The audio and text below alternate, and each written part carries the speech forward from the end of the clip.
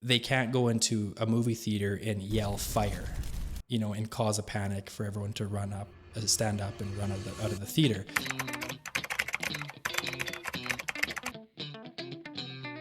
Okay, I want you to explain why some people would say Canada doesn't have freedom of speech. Okay, that's a very good question.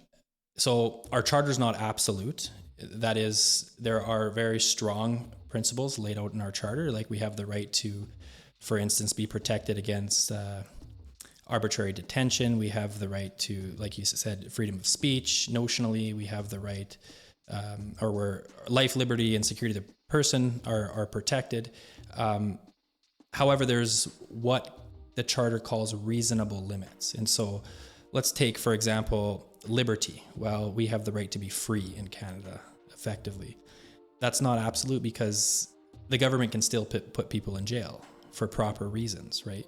And so someone can't stand up and say, well, I have liberty. Look at the charter. I have the right to be free in Canada. Well, no, Section 1 of the charter sets out limitations to that freedom, demonstrably justified in a free and democratic society. That's the way Section 1 defines it.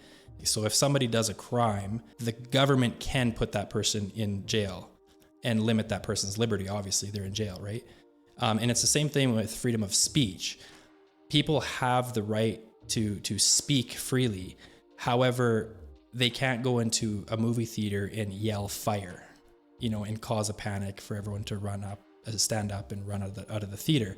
That's sort of what Canada would call a reasonable limit on sort of this carte blanche idea that people have the freedom to speak as they will. Where I think it becomes problematic is where the government continues to chip away at that freedom and justify why they're chipping away at that freedom, where it's really not truly justified and it really doesn't line up with our charter. Say criticizing certain groups of people or criticizing ideas, many would say the government should not come up against those criticisms, that those criticisms should still be protected under freedom of speech.